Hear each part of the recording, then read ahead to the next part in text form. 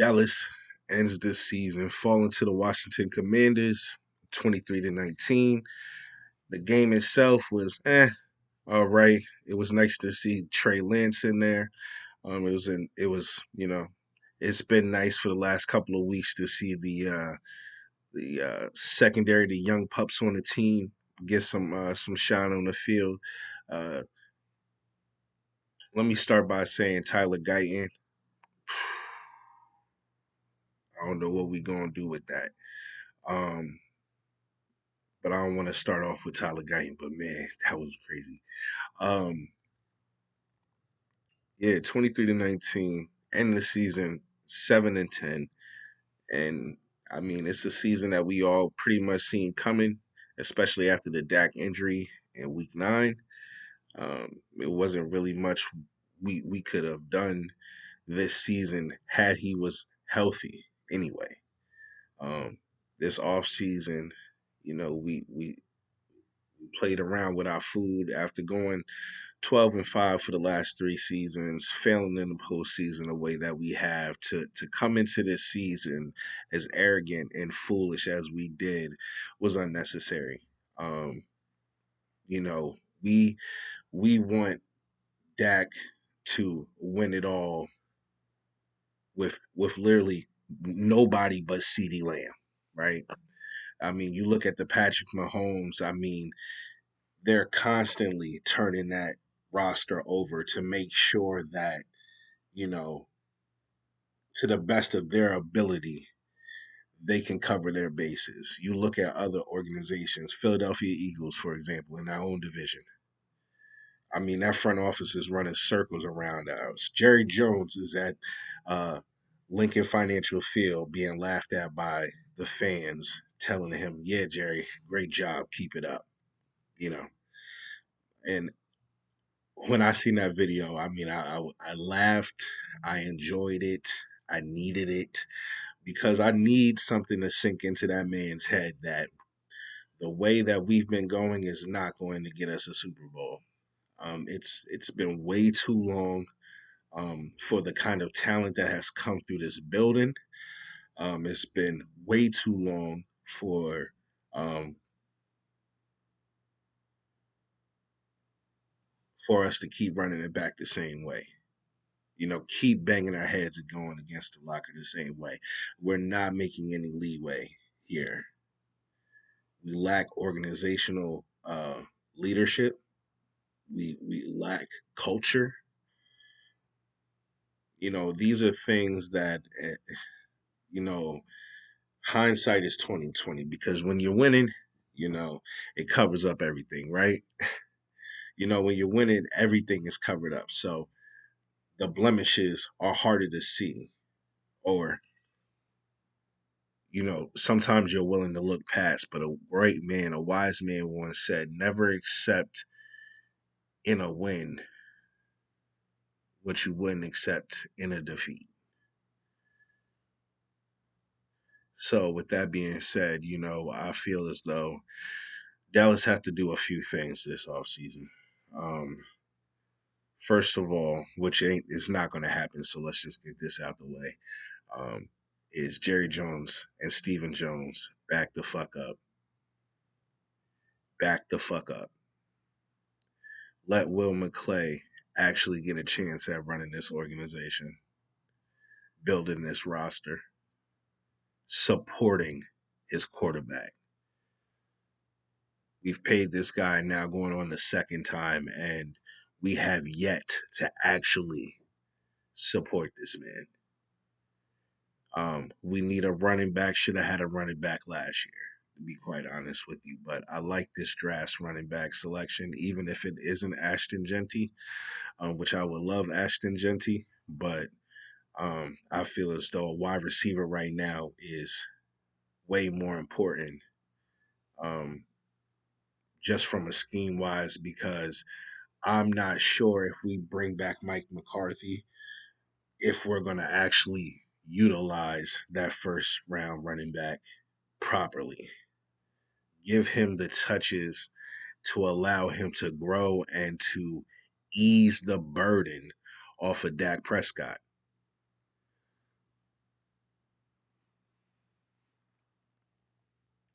So what do the Dallas Cowboys need to do this offseason? Okay, so well, first I said Jerry, Steven need to back the fuck up. After that, allow Will McClay to actually start to build and well, he's already been doing a masterful job in the draft, but actually give him a chance to in the off season, in free agency to really allow him to sink his teeth into this team and get us the things that we need in the time that we need it or beforehand. So much of Dallas Cowboys' problems is being reactionary and slow to the draw. I mean, if this was a Western, we'd be dead, right? Slow to the draw every time. And the Joneses, they want to win their way. But back to the things that we need to do. In my opinion, um, we need leadership. It's not that I don't like Mike McCarthy. Um, I believe he's a players coach. I believe that Mike McCarthy has his guys' interest at heart, and I think he truly does want to win. I believe that the situation in Dallas isn't the one that's going to either utilize Mike McCarthy in the best way, and therefore I don't think it allows Mike McCarthy to utilize his team in the best way. And that's me giving it to you with all due respect to Mike McCarthy, right? Because I could say, you know, his philosophy and the way that he chooses to go about executing this offense with or without Dak is questionable.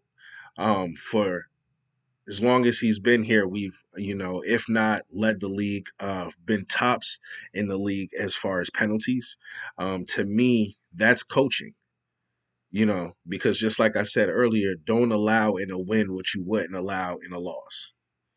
So, just because we've managed to get past and overcome said penalties when, hey, Dak Prescott is, being four, we need responsibility. Like, yo, if this guy's messing up, he's gonna get called to the sideline. His ass may not come off that bench because, you know, nothing is gonna get a guy's act in his mind right by taking that playing time away from you. Take that playing time away from any football player, any professional athlete. You take that time away, now you get their attention. So we have a huge leadership problem. We have a foundational core problem when it comes to our culture. Um, 1 minute we want to lead the league in passing, but when we were really at our best, we were, you know, running over people. Just running over people. So building a philosophy, building a culture is needed here in Dallas. If we're thinking about what type of coach would fit us right now, our needs, I think it's a disciplinarian. I think it's a person who has a vision, a certain way they want to go about things and holding people accountable to do their job. The great Bill Belichick, do your job. That's what I need you to do. I need you to do your job. So, um, I believe that's something we need. We need wide receiver help desperately, running back help desperately. Offensive line is in worse condition than we thought. Um, I believe that 1 minute I believe we gave up on Tyron Smith too soon after seeing the debacle that it was in this 2024 season. Um, but I'm not sure he played too much better in New York, or even ended up finishing the season starting. But um, we held on to him too long. Zach Martin right now isn't Zach Martin of 2014. You know, bulldozing the line, creating crazy amount of space. That's not what we have right now. Terrence Steele is a liability. Um, a bad signing is looking like one good year, um, and it's just and you know I would like to give grace. You know, there has been injuries, but with that being said, we're not even getting, you know, half of what we thought we were paying for. The penalties, it's either coming from you pick the tackle, the left tackle, the right tackle. You pick the tackle, and it's probably him on the flag. But we got some young guys coming up, some young pups, maybe with a new coaching staff. They'll fit in, you know, but you know it's not their guys. But some people I'm definitely interested in as far as what's my guy named the left tackle, Awesome Richards. I'm very intrigued with Awesome Richards, um, Tyler Bass, and you know Brock Hoffman. You know, Brock Hoffman, I believe, could possibly take over Zach Martin's right guard position with some seasoning. There's some with some highlighting this off season and giving some more time for growth. But you know, every time he comes into the game, he's giving the right kind of fight that you want to see. You know. You want to see that kind of physical hands using his leverage.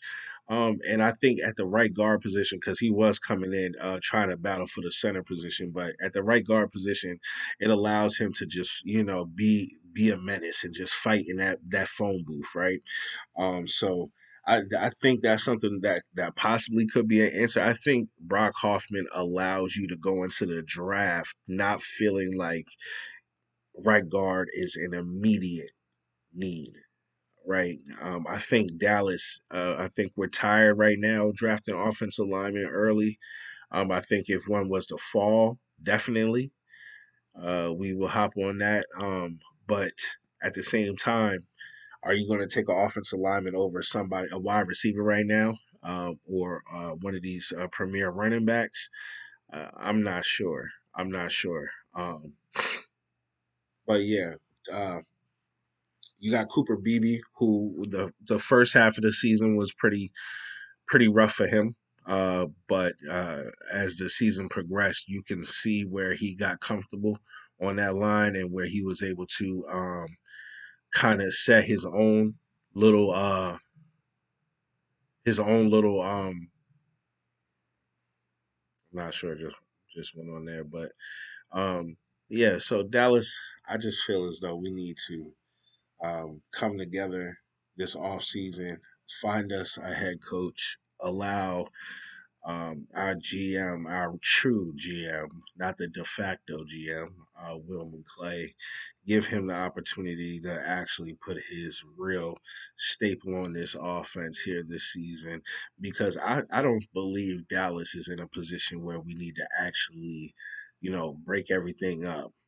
Or call it a rebuild at all. I think there's adjustments to this team, and if added the right philosophy along with scheme, this team could be as dangerous as any team in the NFL. I think Dak Prescott is a quarterback who needs help. My days of thinking that, you know, if all else fails, Dak number 4 will get the job done, is over with. I think we have a quarterback that is one of the tops in the NFL, but he's not elite. So with that being said, he's going to need help, and that's okay because you know I would rather have that kind of guy than be one of these organizations still looking to find anybody to make it look a resemblance of a quarterback, an actual franchise quarterback. So, you know, for all those Dak haters, this channel right here is not for you. I can tell you that. But yeah, so with the right philosophy and scheme, I think Dak Prescott could be one of the you know, top 4, maybe 5 quarterbacks in the league right now. I'd probably have him in the top 10. Um, there might be some bias there. It might not. If you look at statistically, all the guy does is win, but it's that off season that's really casting a ugly blemish on the guy. But yeah, um, we need a defensive tackle. We need a defensive tackle. Um, Mozzie Smith has come along, but I am not going into the next season sinking my tooth into defensive tackle and into Mozzie Smith. And as to be a matter of fact, I need Dallas Cowboys to go into this off season looking for some veteran help at some key positions. Now, I'm not saying to ignore them in the draft completely, but we definitely need to double dip at defensive tackle, and make that a staple. Stop the run, because we have guys that can cover. We have Stephon Diggs. We're not sure when he'll be back next season, but when healthy, he's one of the top shutdown corners. Deron Bland, well, this will be 2 years removed now from that season, where he led the league with pick sixes, and broke that record there. So he's a guy, but I think I'm somebody who believes Deron Bland's true position is at slot cornerback, not outside boundary cornerback. So I'm cornerback is a sneaky, well, cornerback isn't a sneaky position because obviously there's injuries there. A sneaky position in the draft that we need is tight end. Now I know I'm going all everywhere, but this is my first video on my channel, so listen, sit down, we talking, right? We talking. Um, Tight end is definitely one of the positions where I feel like we are in need because I like Jake Ferguson. This wasn't a great season for Jake Ferguson, but also you have to remember who's passing, right? And the chemistry there. But overall, I just still think he had a rough season this year. So I would be looking to draft a quarterback. I mean, excuse me, a tight end within the top five picks of this draft. I want to get somebody who can threaten the field vertically, but also is you know above decent to above average in blocking. Because I want to Shad go. One of those guys, but tight end is definitely a sneaky need. Um,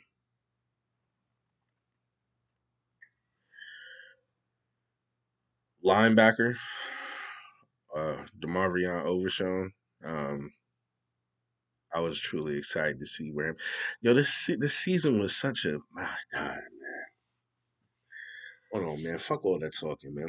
Let's talk, man. Let's talk. This is my first. This is my first time doing anything like this. So I hope you guys are enjoying the talk. I hope I'm not talking too fast. I hope I'm not talking too quiet. I hope I'm not rambling on. I got so much on my mind. I love this team. Um, Man, we knew we fucked up by not doing anything in the off season. And in the back of my mind, I always felt like, man, we haven't really had, besides Dak getting hurt, what was that, 2 years ago? Maybe, yeah, 3 years ago. Um, what was that, 2019? I, Chat, correct me if I'm wrong, I'm sorry. But we don't really face too many injuries. We always battle injuries, but we haven't been one of the most injury prone teams. And I feel like this year we got that bug bad. So it's not something that you can necessarily see coming. But at the same time, you have to respect that this is a physical league, and you're not always going to get away with uh, not having injuries at key positions. This year, I mean, name the position, damn near we had an injury there. So we was either basically working with our second or the hell third and fourth in certain positions this year. So with that being said, I just know that when I sat back and thought where we could actually go, it was more hope than actually having true evidence of it. Because going 12-5 for the last 3 seasons, the first 2 seasons, it was like, okay, we're building, we're stacking, right? But here comes the third, 12-5, and that Green Bay game. When I say it kicked my ass, it kicked my ass. I'm sure it kicked your ass. It kicked my ass. Being a fan of the Dallas Cowboys for this last year and a half, um, I mean, it's been rough. It's been rough. It's been rough, and I tell you the reason why it's been rough is because actually believed in this team for a while. I definitely believed Mike McCarthy was the guy, but then like 12-5 would that's a lot of winning in 3 years, right? So it's you're always like when you see something, you like, okay, well, it's there, but it's not there the next week. And it's like, okay, he can really fuck up this week, but at least he makes a conservative effort next week to make sure like that fuck up doesn't happen again.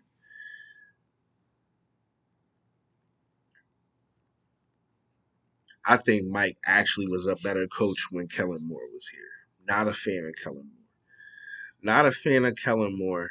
And well, when I say I'm not a fan of Kellen Moore, I was giving him most of the blame for the failures that the offensive was having because I knew that at the end of the day, um, or I felt like at the end of the day, um, he was calling the plays.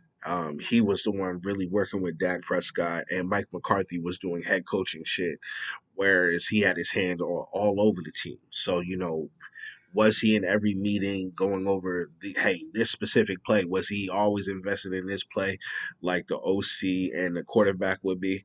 So I was giving Kellen Moore most of the blame there. But then, after releasing Kellen and him going to Philly and seeing how they're operating, I went into this season thinking that it was going to be hell on earth in Philly, scorched earth in Philly, because we like, yo, Kellen Moore is this, Kellen Moore is that, Kellen Moore is this. He don't want to run the football. He's pass happy. He went to a team who was a predominantly run team before he even got there, and is still a predominantly run team with him there, and they're in the playoffs again. You know, they're in the playoffs again with him, adding him. You know, he hasn't been the detriment to the team that I thought he was going to be. So therefore, I have to look back at myself and say, well, was he the fucking problem here? Because I can already tell you Jerry the problem. I can already tell you that sometimes Steven's the problem. I can also tell you that sometimes Dak is the problem. But then I can also tell you that sometimes there's other problem people to blame. All I'm saying is this. I know I fucked up that little ending about that, but all I'm saying is this. Kellen Moore Kellen Moore was not the problem because when you call that play, Dak ain't the only one who know what you calling. Fool me once, shame on me. I mean, shame on you. Fool me twice, I can't be fooled again. So if I know you're fighting demons, you're saying in press conferences, you have to fight with yourself. It's a battle to actually call a run play. And here we are in crucial situations and we don't know when to run. How the head coach don't get that blame too? At the end of the day, the name of the game is to win games. It's to win games. I'm not gonna listen on a headset to some shit that's not supposed to be happening, that we shouldn't be doing. And not say anything. When we lost to Green Bay 2 years ago in the regular season, and Kellen Moore was ultimately let go at the end of that season. Well, no, it was last year.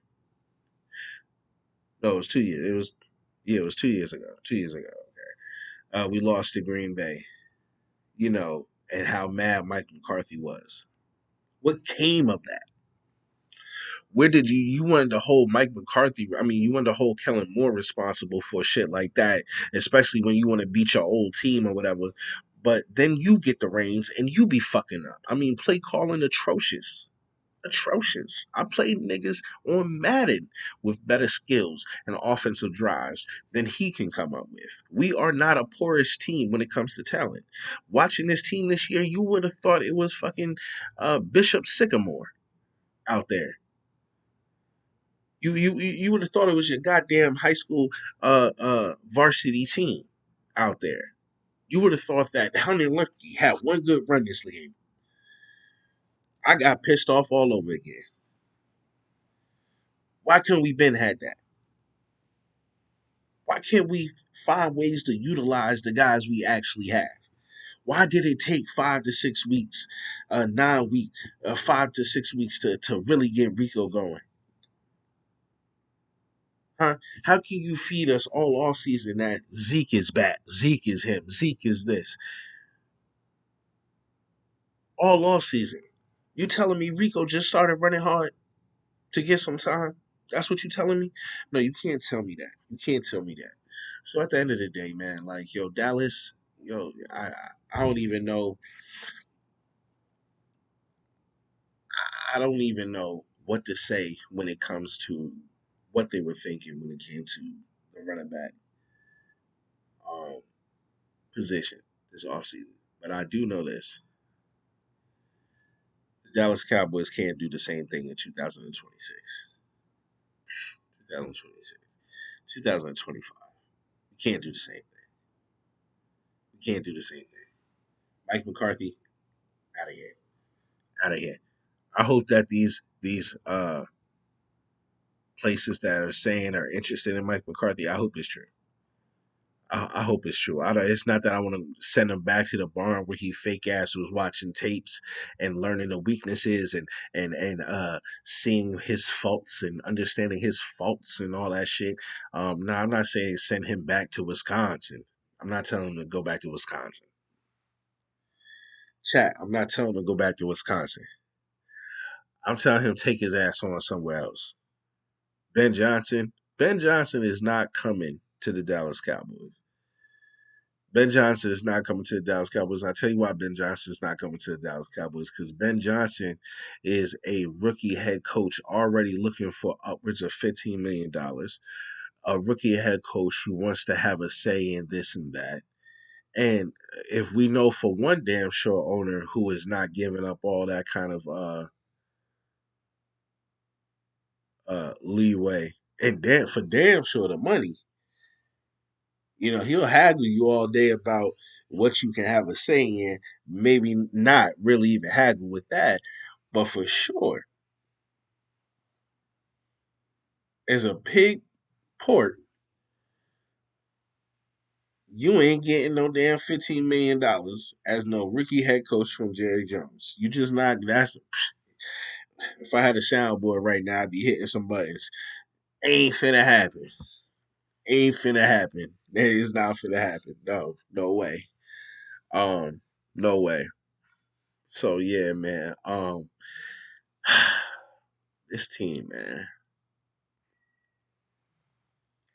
This team. We gotta love it though. We gotta love it. They disappointed us this year. They disappointed us this year. But the fun thing about it for me, and I think I'm being optimistic, more optimistic than pessimistic. I'm being more optimistic than pessimistic, even through these times, because this too shall pass, right? This is how I see this shit coming. I'm gonna give it to you right here on the first episode, right? This is how I see this shit going.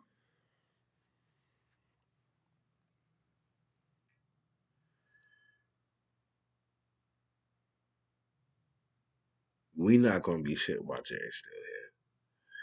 And let me preface that with saying that, I never wish ill on anyone.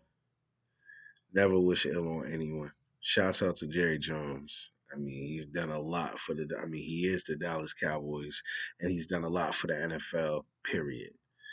Um, I believe a guy who's done such great things sometimes can feel that he can do anything great, or at least, with some autonomy because, hey, this is my team. I can do what I want when I want and with no repercussion.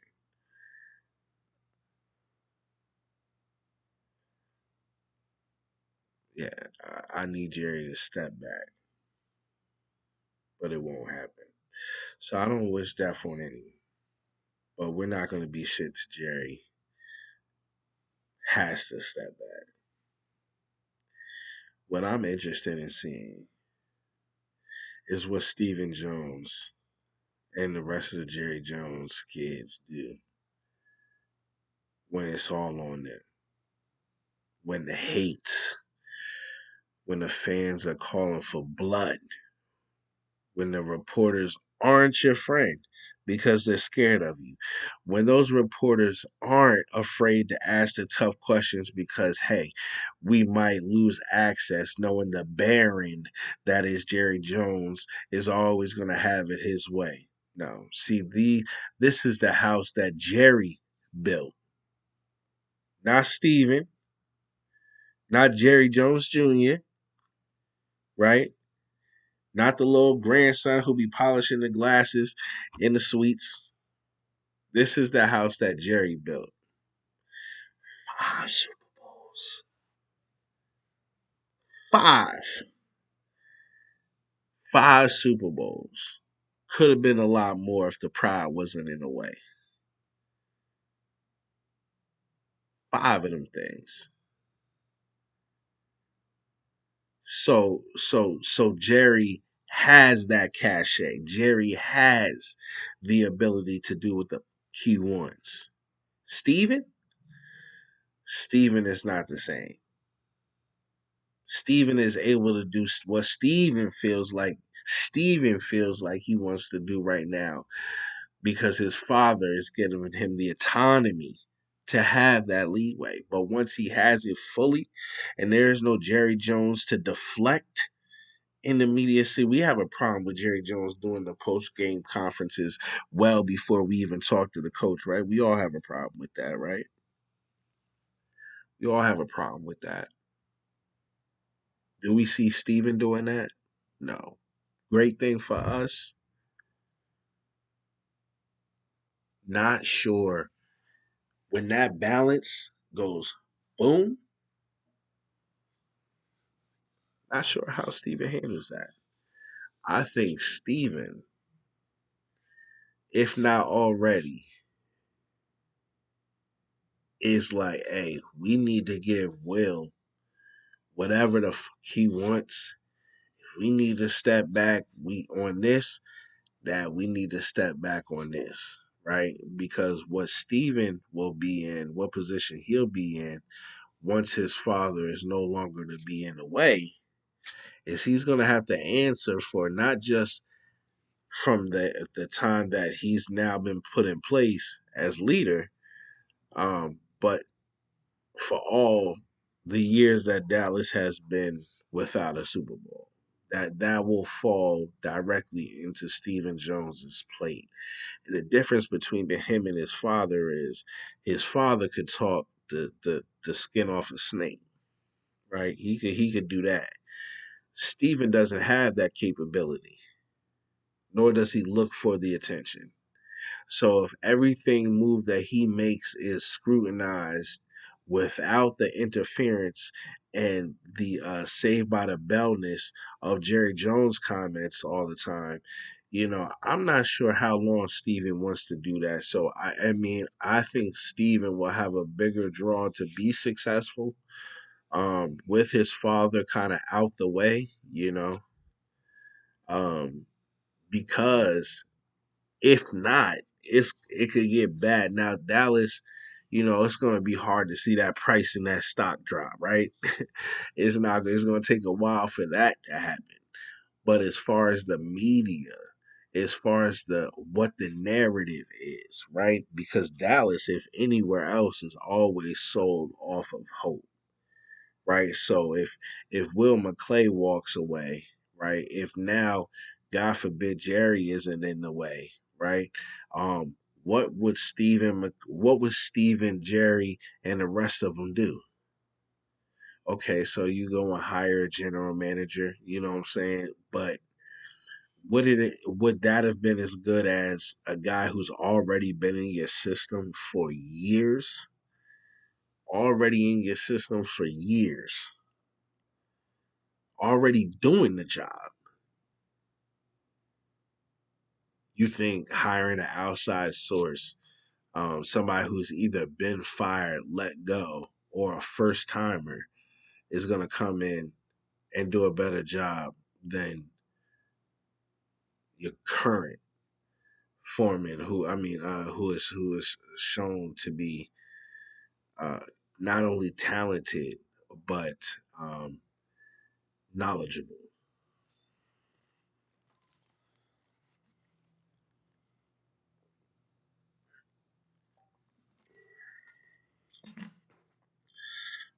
So you know, I feel like uh, he'll be in a different position, one that for as a fan, I think it's gives us the ability to hold him accountable and this team more accountable for its actions and lack of actions.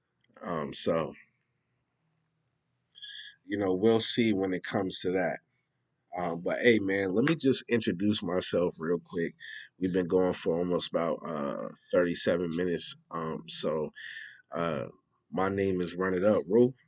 Um, I'm with RST Podcast, which is real sports talk. Where we're gonna keep it thorough. We're gonna keep it 100. We're gonna keep it a beam. We're gonna keep it a buck. Wherever you from, however you say it, you know what I'm saying. That's what we do over here. I represent the Dallas Cowboys. That's my team. That's what I do. That's what I love. I've been watching YouTube, following mad YouTubers. For a few years now. And I just always felt like, this is something I wanted to do. And coming into the new year, I just felt like, hey, if you're going to start it, start it. Um, you know, so I've already started to invest in a few equipment pieces just to get it more professional look. I just literally said, I'm sitting here, um, man, let me drop a video. It don't need to be high quality. It don't need to be best audio, best lighting right now. I just want the people to see my face, hear my voice, and let you know that I'm coming. You know what I'm saying? I plan on dropping, steady content on the Dallas Cowboys, but also all other sports that I find and deem interesting. I just want a space and a safe platform to talk my talk and also to be able to interact with the community. So, come in, chill out, sit back, and hopefully you'll enjoy this that I'm talking about. And hop in the comment section and talk with me. You know what I'm saying? Let me know how you feeling about what I'm talking about. So yeah, I'm looking forward to that. But like I said, man, my name's Run It Up, Rule. And I'm with RST Podcast. Man, signing out, man. Salute.